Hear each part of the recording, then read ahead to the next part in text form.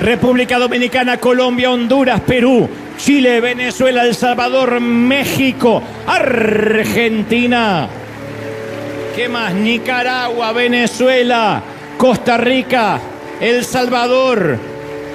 No lo veo a todos, pero son un montón. Arriba, arriba, arriba, que esas banderas representan los países que estamos transmitiendo en vivo. Para África, Asia, América, Oceanía, Europa, señoras y señores, conectados a todo el mundo, que no afloje esa alegría, ese aplauso del Señor está aquí en la casa. Saluden, saluden a cámara que los están viendo. Ahí está Costa Rica, Puerto Rico, Cuba. ¡Esa! Maravilloso. A los que están en casa, bienvenidos, buenos días, buenas tardes, buenas noches, según los usos horarios. En Europa es mucho más tarde, transmitiendo en vivo para toda esa gente que está esperando desde la casa, desde el hogar, diciendo yo quiero saber qué es lo que Dios preparó y te voy a transmitir lo que creo Dios me dijo que te diga. Para que tengan envidia santa. Los que están del otro lado, hoy tuvimos Santa Cena, aquí fue maravilloso. Tenemos bautismos hoy donde se van a bautizar centenas de personas, por ahora más de 200 y tantas que van a aceptar van a tomar este paso de fe. Todo eso es una gran fiesta hoy. No obstante, ahora conectamos el mensaje porque es lo que hemos recibido de gracia y de gracia damos a todo el mundo. Desde la pandemia hemos transmitido todos los domingos de manera ininterrumpida.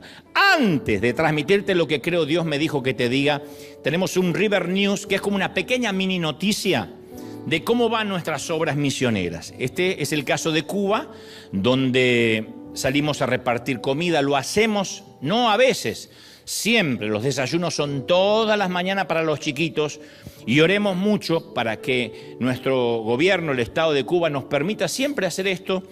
Esto posiblemente lo estén viendo. Nuestra idea no es ni poner iglesias, ni poner anexos, ni hacer una cruzada multitudinaria. Solo queremos ayudarlos a que la gente esté un poquito mejor, a que nos permitan llevar esta solidaridad a los rincones de la isla que tanto lo necesitan. Y ellos agradecen. Esto es un pequeño vídeo de River en Cuba. Mira.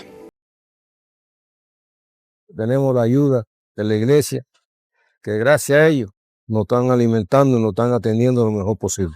Hay que agradecerle mucho a la iglesia River, porque la corriente se va, hay veces que no hay, que encendiendo carbón. Y entonces, oye, tener un almuerzo así seguro, vaya, eso es una maravilla. Yo encantado y dando las gracias a ese gran poder que nos ha, por lo menos nos ha librado el almuerzo. Riquísimo. Ha llegado en una hora precisa cuando no teníamos nada que cocinar.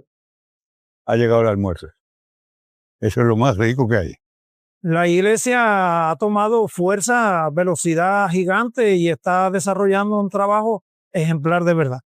Sabemos que ustedes se sacrifican para ayudarnos a nosotros aquí en Cuba con la situación que estamos pasando con estos apagones que muchas veces no se puede ni cocinar porque no aparece leña, pero qué bueno que ustedes están pensando en Cuba, que el que a la ayuda al pobre dice que a Jehová le presta.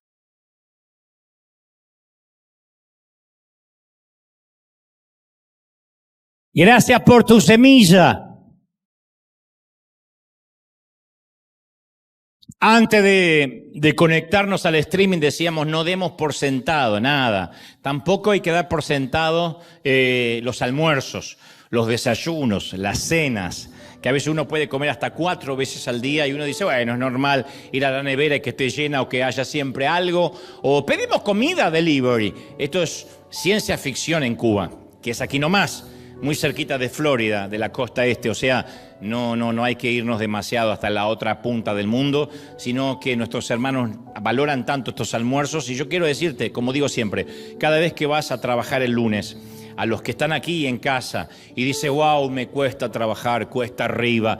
Pero si algo de ese fruto del trabajo, de ese salario, viene a las ofrendas o das un poquito, cada vez que te subas al freeway, que vayas a la fábrica o a la empresa o a la oficina, quiero que sepas que parte de tu tiempo está dándole de comer a nuestros abuelitos en Cuba. Gracias, gracias por tu generosidad y por darle al Señor, por prestarle al Señor. Muy bien, ¿estamos listos? ¿Sí o no? Quizás recuerdes una sola frase con la cual sentiste que tu vida cambió para siempre, al menos del modo en que la conocías. Tu puesto ha sido eliminado, te vamos a dejar ir. Frase muy gringa, por cierto. No quiero que me dejen ir. No, pero te vamos a dejar ir. Ya no te amo, necesitamos tomarnos un tiempo. Este tumor es maligno. No sé si estoy seguro de querer casarme. Papá, estoy detenido en la comisaría. Tu madre y yo vamos a divorciarnos. Mamá tuvo un ACV. ¿Cuánto tardas en venir hasta el hospital? A veces es una sola frase que es como que nos tiraran de golpe nuestras torres gemelas. Es un 911, un punto de inflexión, un parteaguas que nos arranca de la normalidad y nos mete en un universo nuevo, como si nos tiraran a veces de un tren en marcha, de un automóvil en plena autopista. Y caemos de golpe en un mundo que no conocíamos, que siempre nos parecía que todas esas cosas le sucedían a extraños. Pero de pronto una frase nos arroja al valle de los que lloran, al nuevo vocabulario de la quimioterapia, el análisis, diálisis, el desempleo, la rutina semanal, las visitas a un asilo de ancianos, la rutina de esperar el parte médico a las 6, 7 de la tarde, o a lo mejor, digo, no es solo una frase, a veces algo que nos pasa en tan solo fracciones de segundo y crack, la vida ya no es como la conocíamos. Puede ser algo tan sencillo como apretar una tecla equivocada en la computadora y en cuestión de segundos perdimos todo el trabajo de meses. Eso a mí me pasó una vez. Entonces la calma explotó y todo de pronto se transformó en caos porque no estábamos divirtiéndonos, teníamos que entregar un trabajo, una tesis, un libro, lo que sea. O nos enviaron un texto a medianoche diciendo que nuestro padre se acababa de descompensar y que lo acababan de llevar al hospital en una ambulancia, y adiós sueño reparador, adiós al plan que teníamos para esa noche, bienvenida, vigilia trasnochada, que puede que sea la primera de varias. Fuimos al buzón y encontramos una carta del IRS, donde nos informaban que nos harían una auditoría. Eso nunca es bueno, no nos gusta, entonces decimos, hasta luego, calma, hola, caos. O nuestra hija adolescente entra en la habitación y dice, tenemos que hablar, y nos confiesa que tiene un retraso importante en su periodo, que no sabe cómo sucedió exactamente. Nosotros sí sabemos cómo sucedió. Si vivimos algo de eso, seguro sabemos que la vida puede ir de la calma al caos en cuestión de segundos. Eso no excede a nadie, no hay excepciones. No es necesario estar en un país tercermundista, en medio de una guerra. A veces una noticia, una frase, nos cambia la vida. Sin advertencia, sin previo aviso, sin preparación. Son golpes a traición que se agazapan a la vuelta de la vida. Sin pronósticos de clima, sin alertas de huracán. Y lo peor de este tipo de valles es lo difícil que es tener amigos con los cuales poder ser honestos, contarles lo que nos está pasando sin temor a ser juzgados o que van a regar el chisme. Alguien definió a estos momentos como depresión, que es la grieta entre lo que esperamos y lo que en realidad estamos viviendo.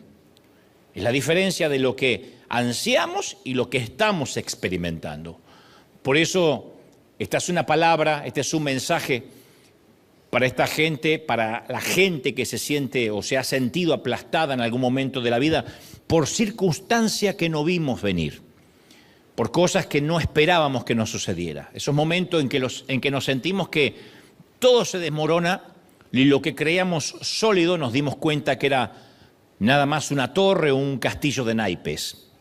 Cuando se nos mueve el piso, cuando caemos en picada y nos encontramos sumergidos en una avalancha de preguntas, de inquietudes, es cuando todo aquello en lo que creíamos es cuestionado, diseccionado, debatido, sacudido hasta la médula y hasta el último átomo de nuestro ser se pregunta, ¿por qué a mí me está sucediendo esto? ¿Y por qué? Insisto, de manera artera, casi sin previo aviso, sin que lo esperáramos. Es como un golpe al boxeador por debajo del cinturón, sentimos que es contra las reglas. Y nos preguntamos si alguna vez nos volveremos a poner de pie. Y no tenemos idea cómo seguir adelante, cómo se reconstruye una vida que fue soplada en un instante. Cómo se reconstruye algo que creímos que iba a perdurar para siempre y de un minuto al otro se destruyó. Muchos hemos pasado varias noches llorando en silencio, mirando la oscuridad a través de la ventana de nuestra casa o del dormitorio, sin poder pegar un ojo a pesar del cansancio físico. Contemplando una noche oscura que a veces sentimos que es el reflejo de nuestra propia alma y parece que la hora no pasa, la noche no trasciende.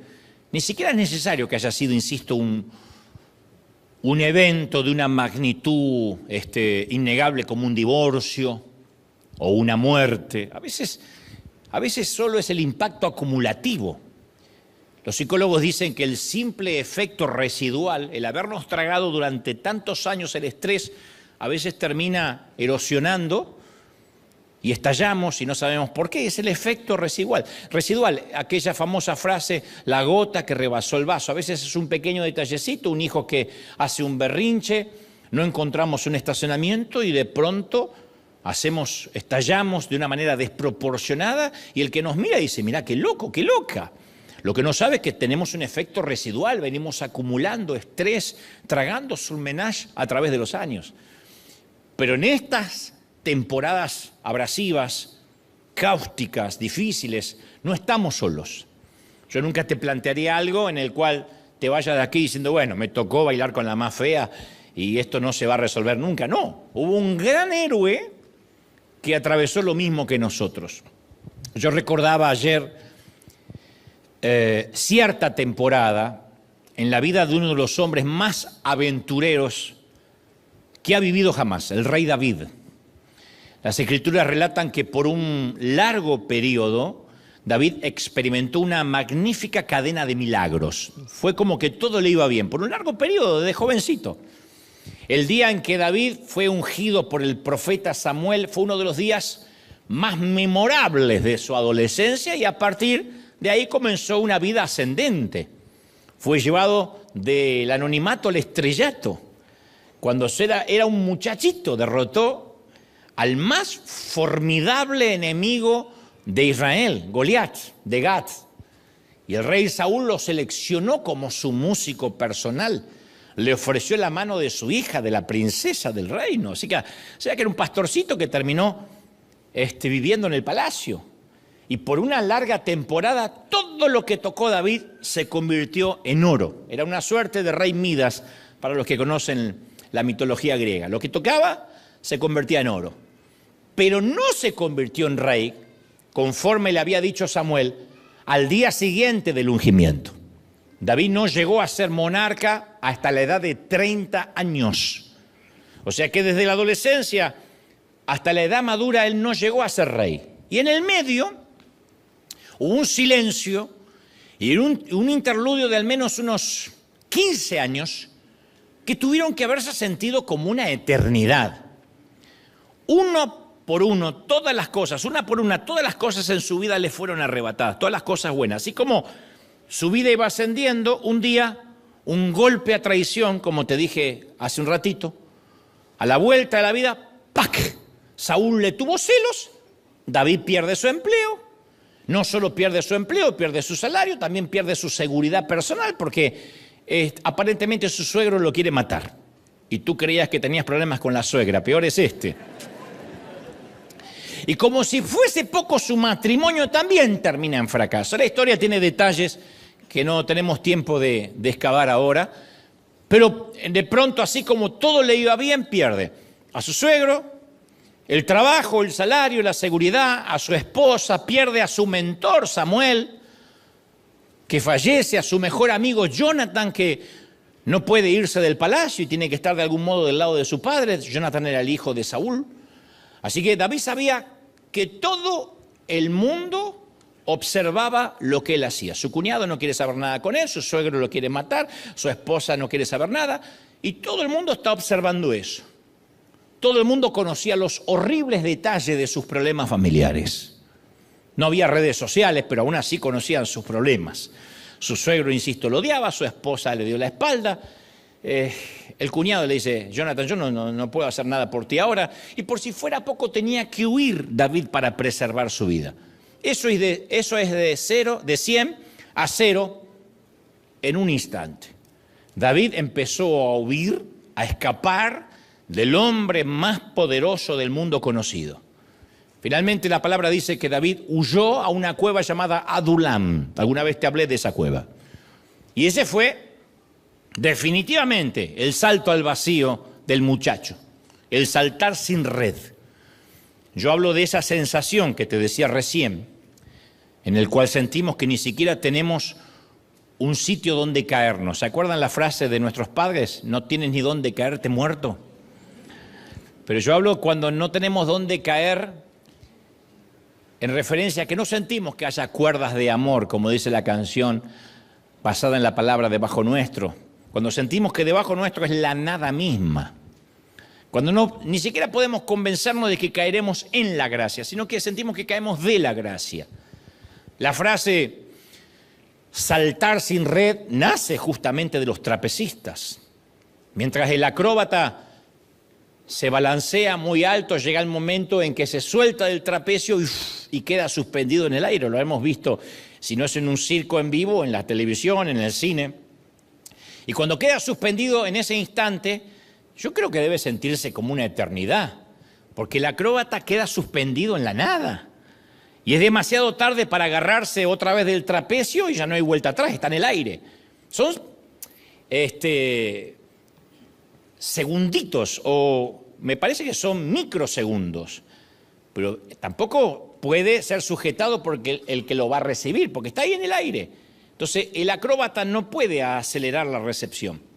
Y en ese momento su único trabajo es quedarse tan quieto en el aire y tan estático como sea posible. El acróbata jamás debe tratar de recibir al receptor, tiene que esperar en absoluta confianza que lo agarren. Y el receptor lo agarra en el aire al que está esperando. Su trabajo no es agitarse ansiosamente, porque si lo hace podría propiciar su propia muerte. Su trabajo es quedarse quieto, esperar en el aire. El que se suelta tiene que esperar que el otro lo agarre. Y yo sé que ahora mismo hay gente que está viviendo ese momento vulnerable. Cuando tenemos que soltar aquello que Dios nos ha pedido que soltemos.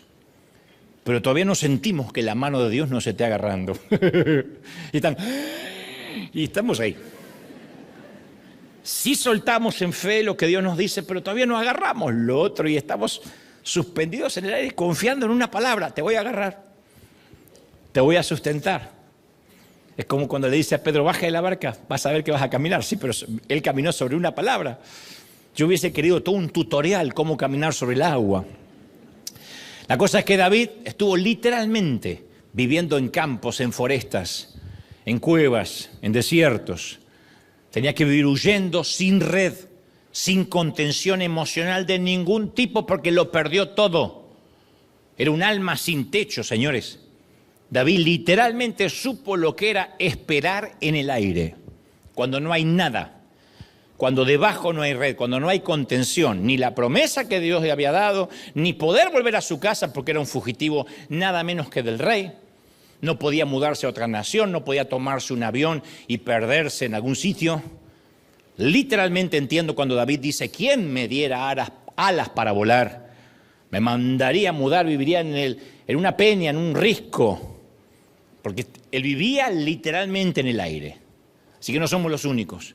Obviamente la cueva donde él va a refugiarse no era un huequito en medio de la colina, era una abertura de por lo menos unos 12 metros, una abertura bastante grande, y fue allí donde David vería a Dios con ojos nuevos.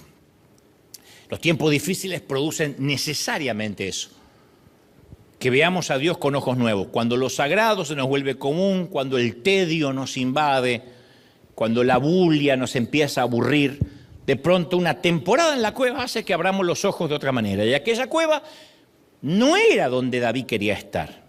No lo hubiese elegido de manera arbitraria. No le hubiese dicho a la mujer, ¿nos vamos una semana a una cueva? No. pero es donde David necesitaba estar, según Dios, por una temporada. La única razón por la que alguien iría alguna vez allí es porque no había otro lugar donde ir.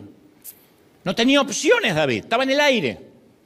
No es que tenía una cueva, un bosque, una casa, un albergue y eligió la cueva. Era lo único. Lo que trato de implicar es que nadie planifica estar una temporada en la cueva, en la soledad, en la tristeza, en las noches sin dormir, pero tarde o temprano, no espero muchos amenes, tarde o temprano todos tenemos que cumplir una temporada de cueva, todos. La cueva, un amén, siempre hay alguien que dice, bueno, yo los invito a mi cueva, pero esto no está mal decir amén, lo que digo es que no despierta un júbilo, ¡uy, qué lindo! Vamos a ir a una cueva, no. Pero todos nosotros necesitamos pasar una temporada en la cueva. La cueva es donde nuestras muletas nos son arrebatadas. Si estábamos aferrados a algo o a alguien, se terminó. David fue un líder gubernamental y militar y hasta un hombre dotado en la música y la poesía. Pero como muchas personas que aman a Dios, también luchaba con la depresión. Yo creo que David fue el más ciclotímico, me parece más el más bipolar que yo encuentro en las Escrituras, incluso superando a Nehemías, a Elías, porque durante sus años como fugitivo David tuvo que hacer frente a una plétora de emociones turbulentas. Eso está reflejado en sus salmos, en su prosa, en su poesía. Y muchos de nosotros hemos descendido a los fríos y oscuros límites de la cueva de la desesperación, de la soledad, de la depresión, del hartazgo, del cansancio que no podemos reponernos ni con 7, 8 o 12 horas de sueños, porque es un cansancio a nivel emocional, espiritual, ni siquiera es físico. Todos nosotros hemos estado allí. La cueva tiene esos recovecos escondidos y a veces nos sentimos perdidos. Aunque geográficamente vivamos en una ciudad, emocional y espiritualmente estamos o nos sentimos en una cueva. Es cuando comenzamos a imaginarnos que Dios nos abandonó o que no le importa lo que nos pasa o que su consuelo no llega a esta cripta oscura. O quizás sentimos que no le importamos a Dios, que metimos la pata muy feo, que agotamos el crédito de la gracia, que se cansó de perdonarnos. Pero las Escrituras relatan algo inesperado, algo que David ni en sueño se imaginó.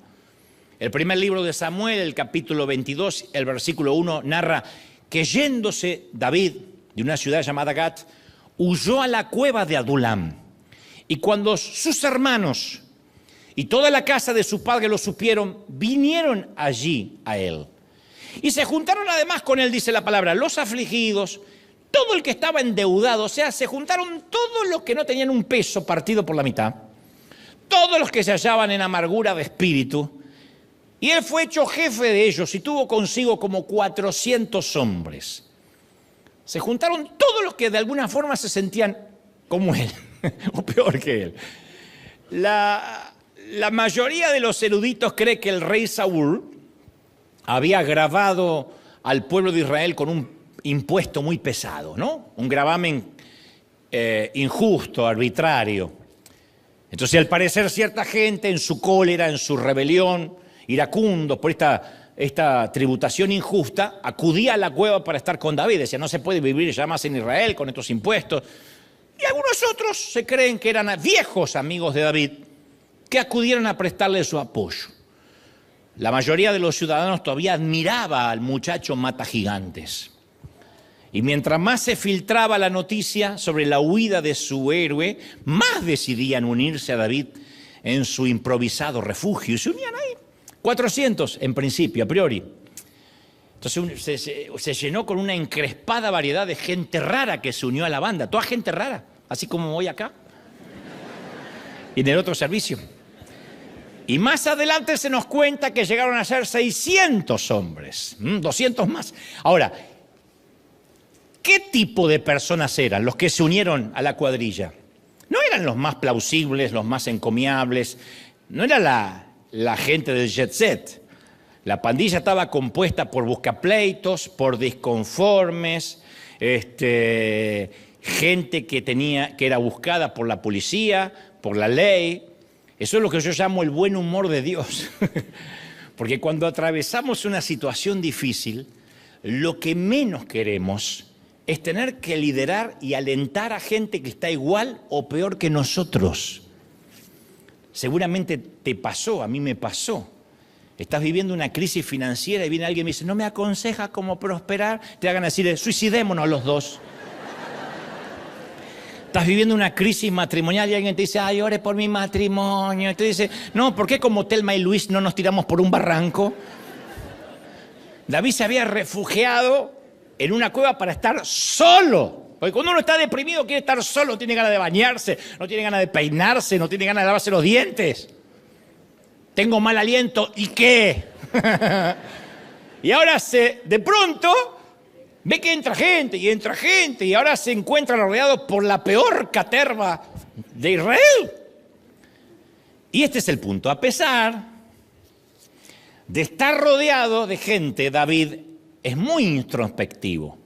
Se siente muy solo. ¿Cómo lo sé? Insisto, por el spoiler, por los salmos, porque él va a escribir cómo se siente. Tiene ese sentimiento de desazón, de desidia, de invisibilidad. Cuando notamos que quizás la invisibilidad no tiene que ver, insisto, con la viudez, con el divorcio o la orfandad necesariamente. Yo puedo saber que hay gente que puede sentir invisibilidad cuando nota que su propia familia ha estado creando recuerdos y compartiendo experiencias sin ti. Tú dices, no sé por qué siento que estoy al margen, cuando tenemos esa sensación que siguieron adelante juntos y por alguna razón nos quedamos a un costado del camino. Estar solos es un temor que todos compartimos. Tal vez teníamos personas a nuestro lado y nos abandonaron, o quizás realmente nunca tuvimos personas a nuestro lado. O nuestra vida ha sido tan caótica, tan estresante durante tantos años que no invertimos en nuestras relaciones.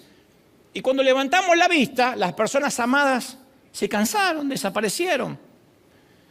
Quizá eres parte de los que no saben a quién llamar para que te recojan en el aeropuerto. Eso puede pasar en una gran ciudad como esta.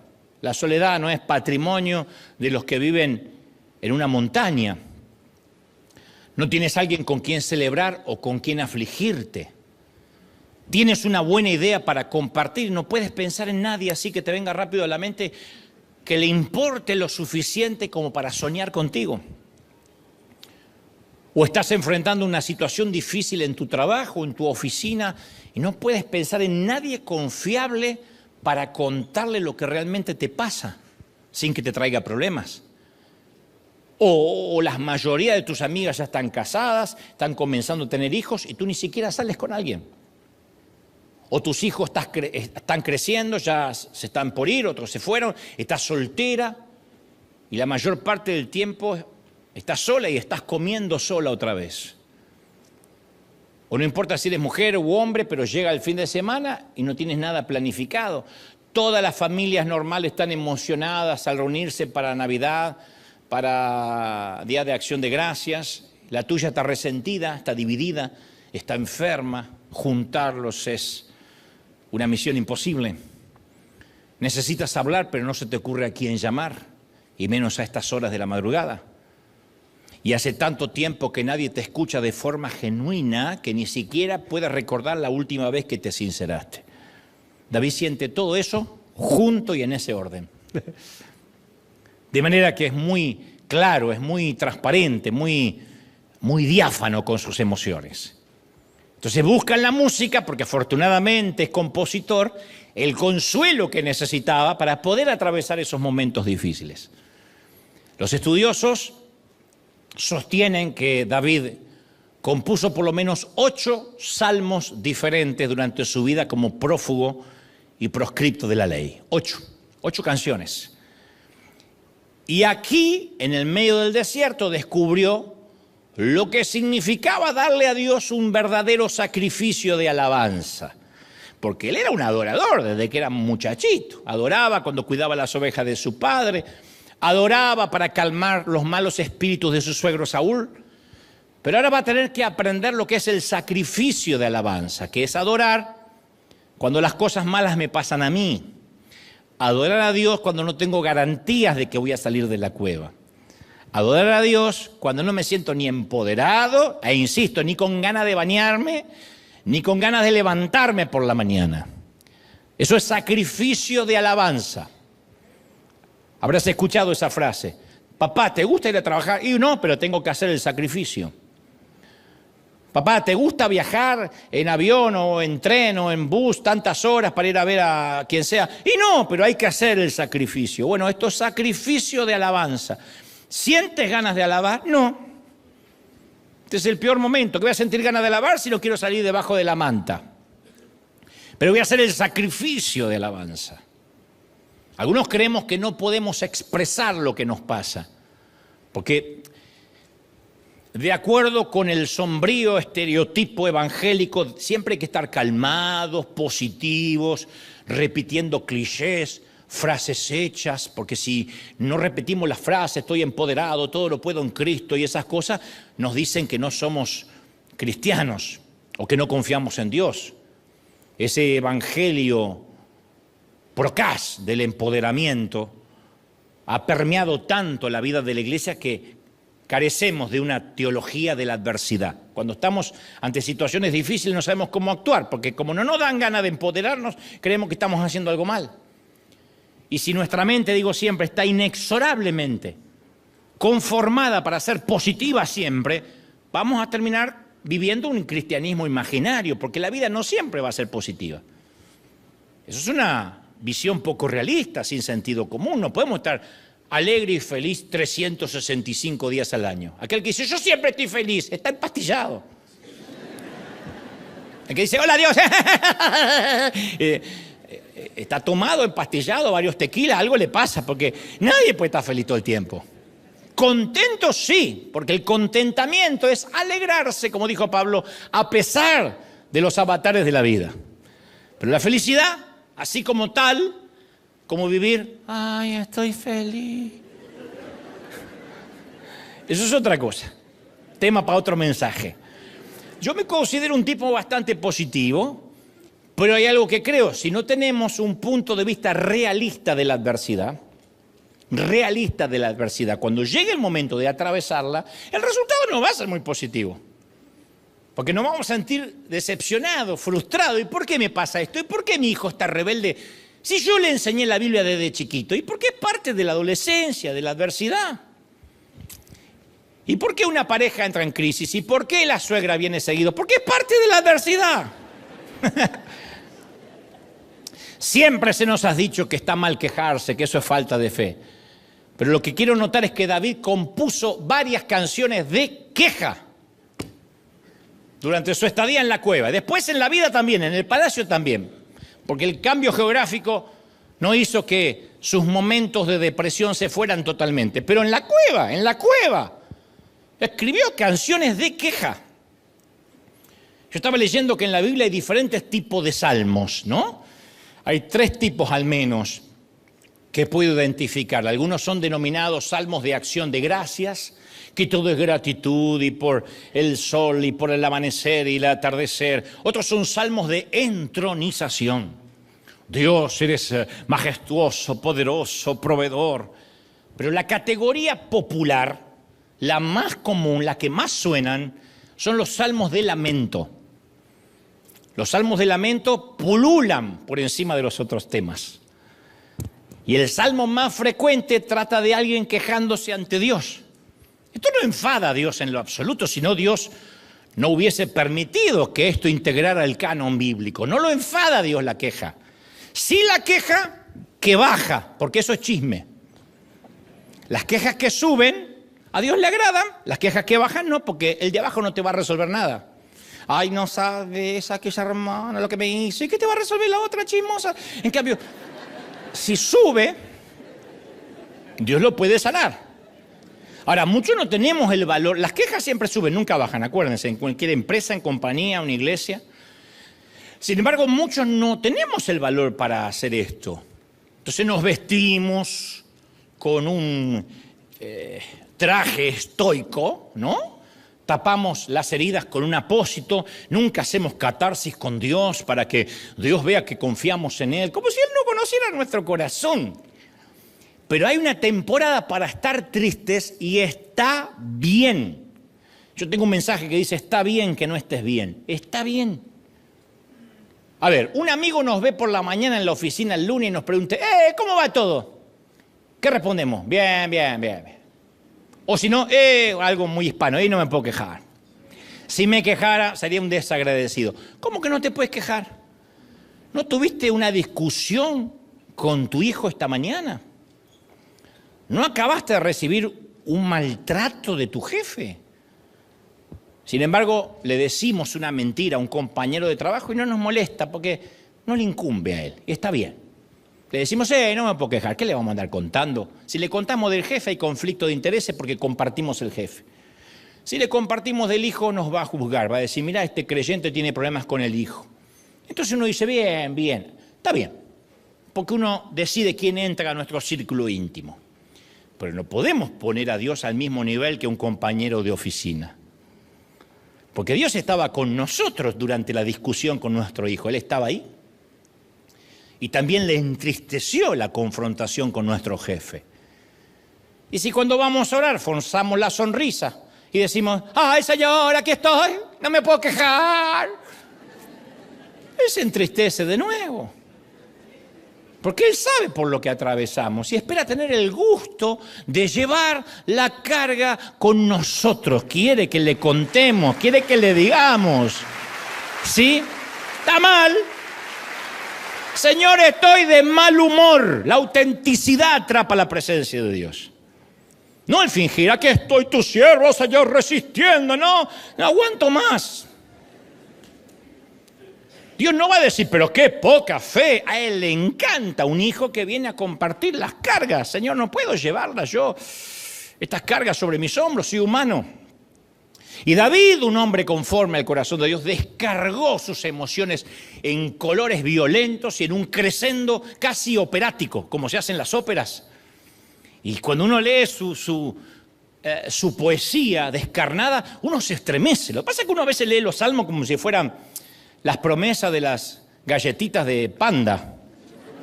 A ver, te bendeciré Jehová, te bendeciré Jehová.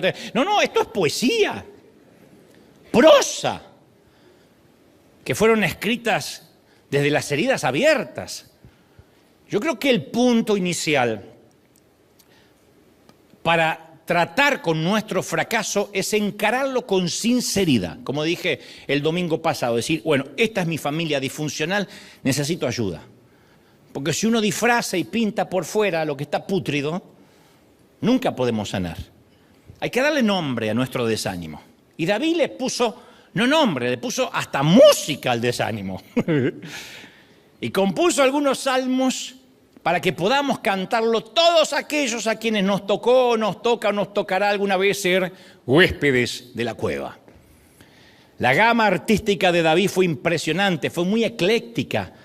Él incursiona en muchos géneros, pero mi disco favorito es escuchar a David cantando blues. Me encanta cuando canta blues. Te dirán, ¿y cómo sabe que canta blues? Bueno, ahora paso a explicar. Soy un tipo informado. David tiene 3 cortes grabados, 3 sencillos grabados en esa cueva. Salmos 34, el 57 y el 142. 34, 57 y 142 son los 3 sencillos que él grabó en esa cueva. El 142, por ejemplo, se describe en su subtítulo, dice, Masquil de David cuando estaba en la cueva. O sea que no es una suposición mía, sino que son canciones que escribió cuando estaba en la cueva. Yo llamaría todo este álbum, juntando los 3 salmos, los 3 cortes, el blues de la soledad. Me encanta el blues de la soledad porque la soledad define de alguna manera todos los sentimientos, esa plétora que tiene David en su corazón, de angustia, de frustración, de temor. Diríamos, ¿en qué palabra podría englobarla? La soledad. ¿Por qué digo que cantó un blues? Porque el blues es un género musical que se originó mucho después de David, a finales del siglo XIX, pero eso fue de manera oficial, en el sur de los Estados Unidos. Los esclavos y trabajadores agrícolas afroamericanos crearon canciones para sobrellevar las duras tareas laborales y utilizaban ritmos y melodías que terminarían después en lo que es el blues. El blues se caracteriza por su estructura tiene 12 compases, es una progresión de acordes que se va repitiendo y proporciona el marco ideal para poder improvisar. Eso es lo que tiene el blues, que uno puede improvisar, no son letras complejas como las de Arjona, uno puede improvisar, o la de Jesús Adrián Romero para los religiosos. Sin embargo, yo soy de los que sostienen que el inventor del blues fue David, porque nosotros no sabemos qué tipo de música le ponía él a estas letras. Pero a mí me parece, noto algunos sesgos de improvisación. No hay otra manera de cantar en una cueva, uno improvisa, es como el cántico nuevo, ¿no? Y creo, sin lugar a dudas, me voy a asesorar de esto cuando llegue al cielo, que algunos de sus salmos tienen ese tono único del blues, porque los compuso en una de las temporadas más difíciles de su vida. No puedo pensar en rock, no puedo pensar ni siquiera en una balada, no puedo pensar en una melodía pegajosa, ni siquiera en las melodías cortavenas que escuchamos en la radio. Pienso en el blues, porque, insisto, proporciona los rieles para poder improvisar. Y eso es lo que lo hace tan reales, tan crudos. Las partituras de la cueva son similares a las epístolas de Pablo escritas desde la prisión. ¿Qué hace que tengan esa fuerza 2000 y tantos años después? ¿Qué hace que tengan esa fuerza? Y es que fueron escritas en la celda, en la mazmorra. No en un escritorio cómodo con aire acondicionado, no con 3, 4 secretarias corrigiendo o editando. Es él escribiendo, sabiendo que su cabeza va a rodar por la arena quizá por la mañana. Entonces el contexto hace que ciertas letras sean mucho más potentes. Vamos a notar siempre que cada vez que cantamos cuán grande es Él, hay una unción que recorre toda la atmósfera. Cuando cantamos Sublime Gracia pasa exactamente lo mismo. Tienen años, no han podido ser superadas jamás por ningún salmista ni ninguna banda moderna de rock. Porque el contexto en el que fueron escritos fue un contexto de dolor, de esclavitud, de represión. Y cuando el proceso, la sangre, se mezcla con la inspiración del Espíritu Santo, se produce eso, esa alquimia maravillosa que años después cantamos y no sabemos por qué. La letra tiene algo que nos recorre literalmente el cuerpo, alma y el espíritu. Así que yo me imagino a David, la voz de David resonando a través de las frías paredes de los corredores de piedra de Adulam. Y al principio es una melodía que se dispersa en la oscuridad, está solo. Y toda esa cueva es una caja de resonancia. Así que no necesita David gritar para que su voz se escuche a miles de kilómetros. Así que imaginemos el escenario, imaginemos el momento, la voz es clara, David sabe cantar. Puede que esté un poco ronco, pero él sabe entonar, llena de sentimiento como corresponde a un cantante que conoció años de tristeza, de depresión, y comienza diciendo: lo que tú sabes, Señor, es demasiado profundo y hay cosas que yo no puedo entender. Eso dice David: Señor, hay cosas que no puedo entender. Comienza no empoderándose, diciendo palabras de fe: Señor, yo creo que voy a salir de la cueva. Él dice: yo hay cosas que no entiendo. Lo cual, insisto, está bien decirle al Señor: yo esto no lo entiendo. Él no está pidiendo que lo entendamos. Y en otras palabras empieza a entonar algo como que... No tenía Leiva ahí David. No hay palabras más desoladoras que esas. No hay quien cuide mi vida. Aún con una turba de partidarios que lo buscan para estar con él, está más convencido que nunca que a nadie le importa su persona. Él sabe que toda esa gente, hoy 400, mañana 600, les importa lo que él puede darles a ellos. Una revolución, un golpe de estado contra Saúl, la derrota de gigantes, las batallas que libra, lo siguen por su don. Él sabe que lo siguen por su don. No hay peor cosa que saber que hay una multitud que te sigue por el don y no por quién eres. Está bien, son las reglas de juego. Es el síndrome de la mayoría de pastores y líderes que me están mirando. Dice, la gente me ama. Hay gente que dice amarnos, pero solo aman aquello que podemos darles. Y el día que creen que ya no les vamos a dar nada, o no tenemos nada que les interese, nos dicen ya no vengo más.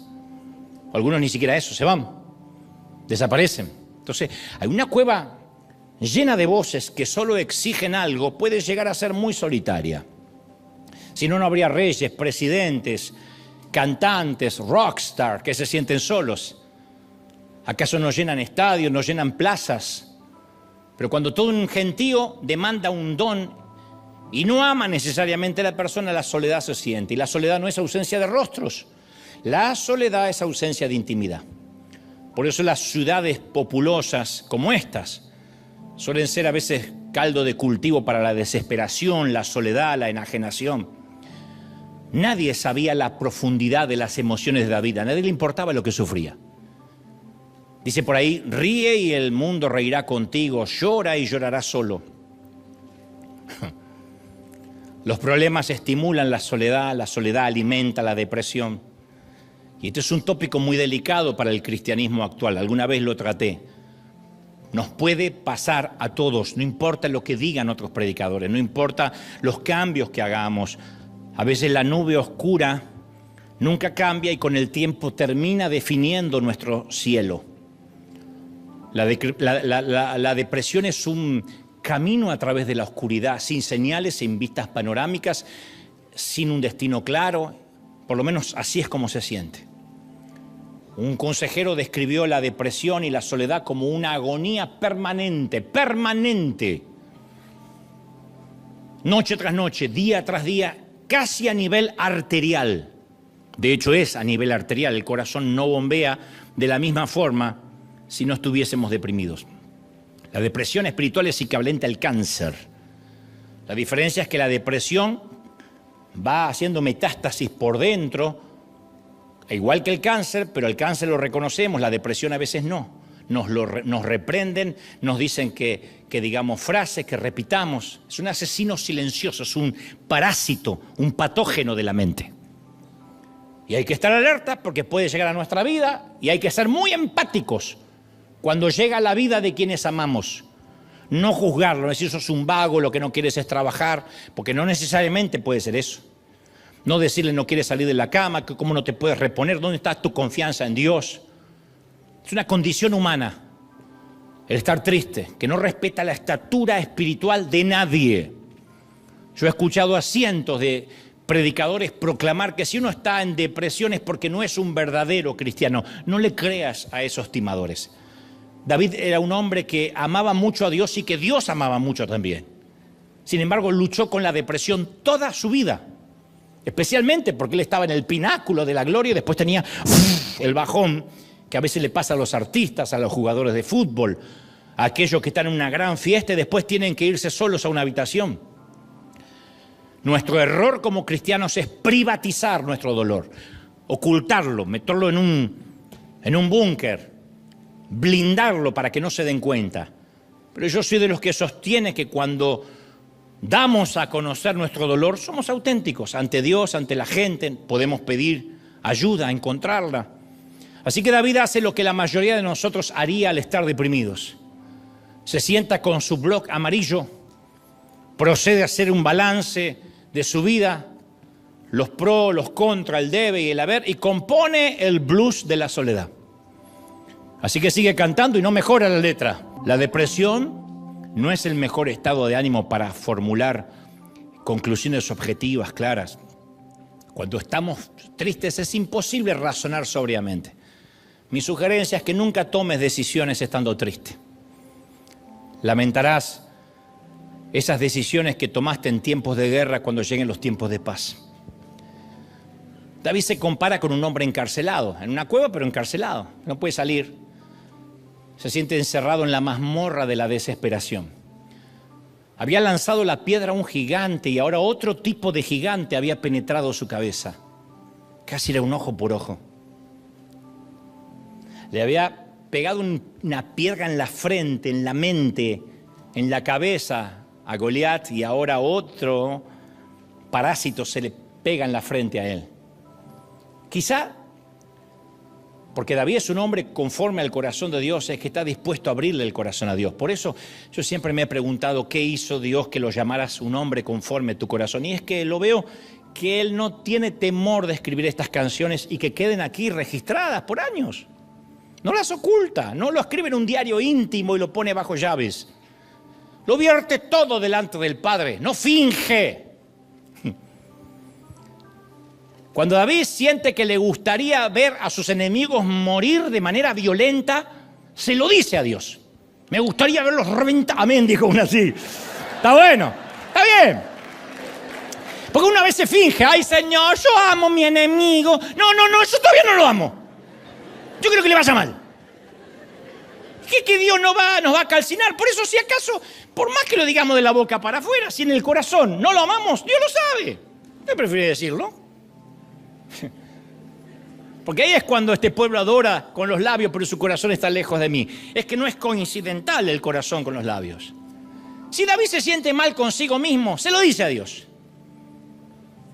Si tú y yo escribiéramos un libro de salmos o un blues o escribiéramos una canción, ¿con qué exactitud presentaríamos un mapa descarnado de nuestra alma? La oración tiene que ser ese momento de comunicación directa con Dios, sin restricciones, sin ningún tipo de censura. Por eso la Biblia recomienda cerrar la puerta, porque lo que vas a hablar va a morir ahí entre tú y Dios. David verbalizó, articuló sus problemas ante Dios. Y los desplegó así, como si fuesen un gran rollo que contenían las angustias de aquel blues de la soledad. Y cuando llega el momento de escribir el estribillo, el blues de David se transforma en un canto de triunfo de a poco. Yo digo, ¿cómo llegó a ese punto? Porque empezó diciendo, me voy a morir. Esta letra que yo te estoy cantando son literalmente los salmos que escribió. Él en un momento comienza a ver a Dios. Dice en un momento, respóndeme, oh Jehová, alumbra mis ojos para que no me duerma de muerte, para que mi enemigo no se jacte en decir, ¡ja, está vencido! Alumbra mis ojos. A mí me fascinó la frase, oh mi Señor, alumbra mis ojos. ¿Por qué Dios no me dio la voz de un moreno? Yo al principio lo interpreté como, Señor, muéstrame lo que estás haciendo, ¿no? Trae luz a mis ojos.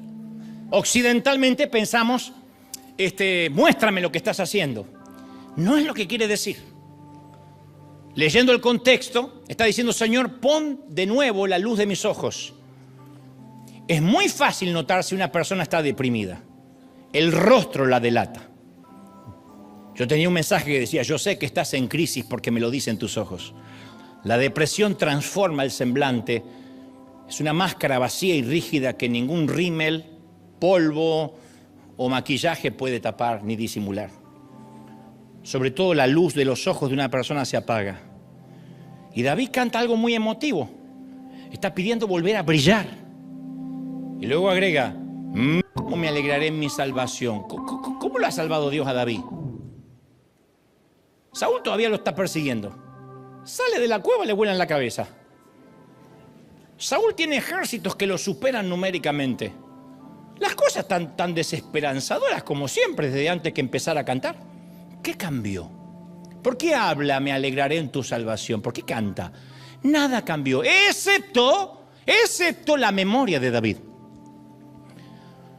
Cuando el espíritu de la adoración se apoderó de él, recordó que nada había cambiado en cuanto a Dios. Dios seguía siendo real. Había sido poderoso en el pasado y había estado con él contra el gigante. Y ese mismo Dios seguía sentado en el trono, no había cambiado. ¿No es maravilloso? Dios tenía un plan para David y eso no había cambiado. Independientemente de dónde estaba ubicado geográfica o topográficamente. Y al recordar esas cosas, David empieza a cantar, sigue el blues, pero era con gozo. Qué espantoso, ¿no? Cuando en medio de la crisis nos quedamos atrapados en la claustrofobia del presente y no podemos ver lo que Dios hizo o lo que Dios va a hacer. A veces la cueva es tan imponente que a menudo bloquea nuestra vida hacia adelante, lo cual sería lógico, porque uno dice, ¿a dónde? ¿A dónde voy?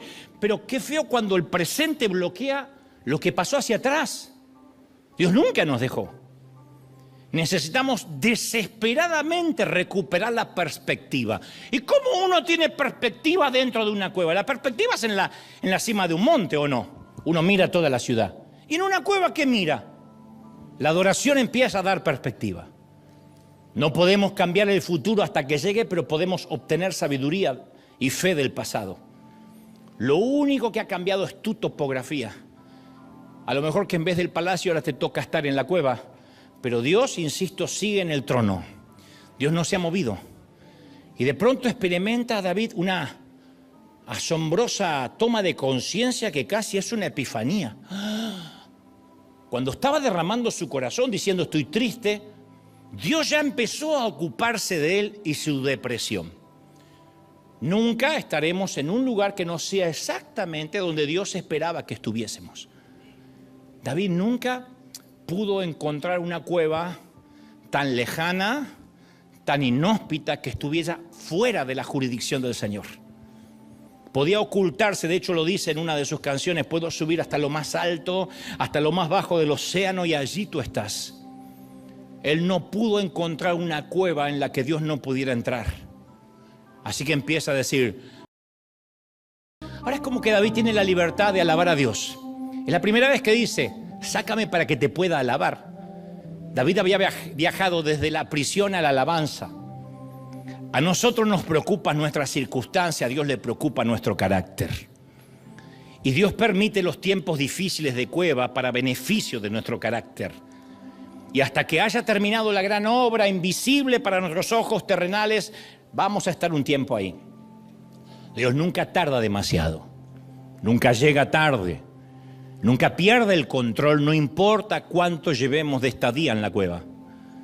Dios nunca se va a dar por vencido con nosotros, nunca va a dejar de ocuparse, nunca va a abandonar la obra que ha comenzado en nosotros, de la cual nuestra cueva, sin duda e inequívocamente, forma parte, una parte fundamental del trato de Dios. A mí me encantan las agudas palabras de Isaías 49:15, que dice, se olvidará la mujer que dio a luz por dejar de compadecerse del hijo de su vientre, aunque ella se olvide. Yo no creo que una mujer se olvide que alguna vez tuvo un bebé, así lo haya regalado, entregado, dado en orfandad, no sé, dado en adopción, o lo haya dejado huérfano, o lo haya tirado. Nunca se olvida, a menos que tenga un problema mental. Y Dios también habla de eso. Aunque ella se olvide, yo no me olvidaré de ti. Y aquí que en las palmas de la mano te tengo esculpido. ¡Ah! Te tengo esculpido en las palmas de la mano. O sea que no hay una mañana que Dios no se mire las manos y no lea, en mi caso, Dante. ¡Ah! Lo tengo en la cueva hace un tiempo. La imagen es una foto mental instantánea. Nuestro nombre está tatuado en las palmas de la mano de Dios. O sea, no se pueden desprender. Y es así como David logra atravesar esta crisis de su vida, dándole a Dios sacrificio de alabanza. Leemos a veces los salmos aquí en Anaheim de un punto de vista occidentalizado, pero la pandilla de David cantaba con las partituras originales. Eso es lo que distingue al creyente verdadero. En medio de la más honda aflicción de su vida, sus voces se alzan en alabanza a Dios. En medio de una familia destrozada, junto a los escombros de una salud arruinada, al salir de la trágica pérdida de un ser querido, con una voz quebrada por las lágrimas, se eleva un blues hacia el cielo, que al principio es queja, hasta que se transforma en adoración y después alabanza. Esto ha ocurrido siempre en las crueldades obscenas de un campo de prisioneros, en una nación hegemónica y totalitaria donde cazan y matan a los cristianos, en una vida sin salud en que la muerte es la única certidumbre que tienen algunos creyentes. De alguna manera, contra viento y marea, se escucha un cántico en la oscuridad. Nunca hubo una aflicción tan fuerte que pudo hacer callar el cántico de la iglesia. Porque la adoración, la alabanza no solo beneficia a Dios, sino también al que la ofrece. Por eso los africanos, los afroamericanos aprendieron eso, cantar, adorar, aunque estén en un bote de remos, encarcelados, en cadenas, azotados. Nunca pudieron detener al gospel, nunca pudieron detener el blues. Cuando estamos bajo los ataques de los ejércitos del sufrimiento, no tenemos que pensar, uy, no tengo armas que esgrimir. Aunque el principio de la balada se parezca a una simple queja, insisto, tenemos que elevar el blues de la soledad y empezar a adorar a partir de la soledad. No te estoy diciendo, dile a Dios lo grande que es, porque es probable que en la cueva no lo puedas ver en principio. Pero empecemos diciendo cómo nos sentimos. Porque al cabo el sufrimiento y la fuerza son dos caras de la misma moneda. Cuando yo era más joven escuché a un predicador decir que Dios nunca usará a nadie si no lo tritura primero. A mí nunca me gustó cómo sonó eso. Y así acostumbraba a orar de que yo fuera la excepción. Decía, Señor, déjame entrar de lleno en el ministerio. ¿Podríamos evitar el triturado? No tienes que triturarme a mí, puedes confiar en mí. Soy de los que no necesitan trituración. Pero después descubrí que Dios no hace excepciones. Cuando reflexionamos en nuestra vida pasada, sin duda vamos a celebrar éxitos, victorias, pero nos vamos a enorgullecer cuando miremos por encima de nuestro hombro de haber soportado días difíciles, de superar enormes desafíos. Todos soñamos con ganar la corona como David, pero vamos a ser definidos por la forma en que hemos superado la decepción, la depresión, la temporada de la cueva, enfrentando nuestros miedos, habiendo aprendido de nuestros errores. Te doy mi palabra que vamos a evocar nuestro pasado y veremos esa temporada como buenos recuerdos. Dolieron, pero forjó fe en nuestro corazón. Hay que resistir, gente. Entregarnos o rendirnos nunca fue una opción para nosotros. Se supone que no estamos hechos de esos. No somos gente que nos rendimos. Somos gente que seguimos adelante. Somos gente que paliamos la tormenta.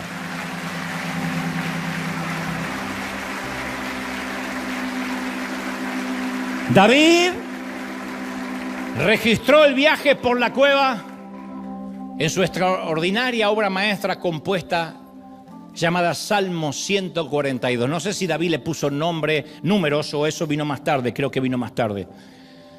La mayoría cree que el Salmo 57 lo escribió al mismo tiempo, en el mismo escenario que el Salmo 142. Pero es el mismo corte, es el mismo disco, es el mismo, diríamos en mi tiempo, LP, long play. Pero este es mucho más que un simple blues. Está estructurado en 2 estrofas, un puente y un coro. Tiene 2 estrofas y tras cada estrofa se puede cantar el coro. Dice, exaltado sea sobre los cielos, Señor, sobre toda la tierra sea tu gloria. El mismo que empezó quejándose, ¿eh? Pronto, dice David, está mi corazón, oh Dios, dispuesto a cantar. Trovaré nuevos salmos. Me gusta esa decisión. Trovaré nuevos salmos. Despierta, alma mía, con salterio, con arpa, me levantaré de mañana. Te alabaré entre los pueblos. Todavía no había salido de la cueva, pero él dijo, te alabaré entre los pueblos. Cantaré de ti en las naciones, porque grande hasta los cielos es tu misericordia y hasta las nubes tu verdad. Y otra vez el coro, exaltado sea, Señor, sobre toda la tierra, sobre todos los cielos. David descubrió que en medio del exilio su Dios era real. Así que sigue entonando su blues. Y entonces ocurre algo inusual, algo inesperado. Desde uno de los rincones de la cueva, una áspera voz, poco entrenada, se une a David en la armonía. ¡Mi Dios es real! Un tipo barbudo. David sonríe, agradece el gesto al amigo barbudo y el dúo improvisado continúa cantando. Entonces se van agregando a alguien más, como ahora que se pararon algunos y otros no. Pero un cuarto empieza a marcar el ritmo con los pies y las manos. Y uno por uno se va uniendo. Hasta que se transforma en un enorme coro. ¡Ah! Y hay repudiados, harapientos, que elevan una poderosa alabanza. Y es el blues de la soledad, acompañando al rey exiliado. ¡Eja! Nunca ha habido un concierto como aquel. Puede que nunca haya otro. A menos que esto ocurra en un coliseo romano, en un campo de prisioneros nazis, en una granja de esclavos afroamericanos o en un lugar donde se piense que la música y la esperanza han sido expulsadas para siempre. Yo le llamo la melodía de lo milagroso también. La balada de los que cantan y que van por la cueva. Las lágrimas y la melodía se mezclan en una pureza que se revela solo cuando los cristianos cantan contra todas las expectativas y circunstancias terrenales. La sala de conciertos es una cámara de resonancia geológica cuya acústica Él había diseñado hace mucho tiempo para aquel trascendental. Dios había creado esa cueva para ese blues. Y la gente continuó cantando. Y sus voces penetraron la piedra maciza, el techo natural, para proyectarse hacia los mismos portales del cielo. Y los ángeles, wow, se detuvieron a escuchar. Yo me atrevo que el mismo Dios marcaba el ritmo con el pie, porque nadie se resiste a hacer esto. Y como la Biblia dice que la tierra es estrado de sus pies, como Dios hace así, no dudo que haya habido un pequeño temblor reflejado en la escala Richter. ¡Música, maestro! ¡Ya! ¡Y así! ¡Vamos, todo! ¡Viva! ¡Al rey, al rey, al rey! Alguien tiene que celebrar en casa aquí. El rey está en la casa. ¿Dios es real, sí o no? Levanta tus manos al cielo, Padre. Es en esta mañana, tarde o noche, conforme usos horarios, que he transmitido lo que creo me has dicho que diga. A todos los que están tristes y han de comenzar a cantar hoy las primeras notas del blues de la soledad. Señor, toma en cuenta la queja, porque tú y yo sabemos que se transformará pronto en adoración. Y luego, cuando todos recuperemos la perspectiva, será alabanza. Y de alguna forma, no sé cómo, de alguna forma brotará el gozo. Y será maravilloso. Adora a Dios. Tira las cargas a los pies de la cruz. Canta tu blues toda la semana. Y recuerda que Dios es real. El cáncer sigue allí, pero Dios es real. La relación se quebró, pero Dios es real. Tus hijos no te hablan, pero Dios es real. La economía no mejora, pero Dios es real. Lo siento, dijo David, lo siento. Y todos cantaron y adoraron. Yo creo que ese bien pudo haber sido el último día de la cueva. Luego David saldría, se armaría con su ejército. Por la gracia llegaría a Sión y sería el mayor adorador que jamás el mundo haya conocido. Dicen que los que hicieron sacrificios de alabanza en la cueva son los que luego adoran en los pináculos, en los altares, en los tabernáculos, desde las ventanas de los palacios. No por nada David dijo que se adore las 24 horas, 365 días al año. El poder de la adoración y la alabanza cuando las cosas van mal. Padre, dales de vuelta el brillo de los ojos a los que lo han perdido. Vuélvele el gozo de la salvación y hazle saber de que todo está bajo control.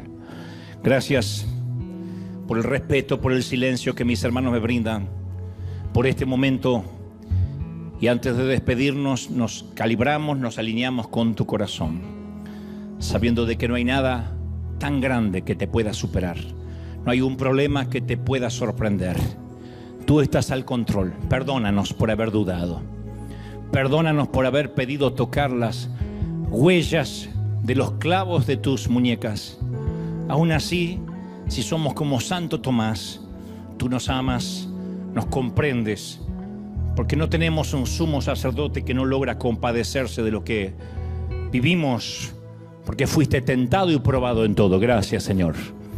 Que tengamos un domingo extraordinario, un mejor día de semana, y que nunca nos olvidemos que tú estás vivo y que todo sigue estando igual en el cielo. Y si todo está bien ahí, todo estará bien también aquí. Gracias, Señor. Amén y amén. Que Dios te bendiga, que Dios te guarde. Chao. Hasta el domingo que viene, o nos vemos en el bautismo al ratito. Chao, bendecido.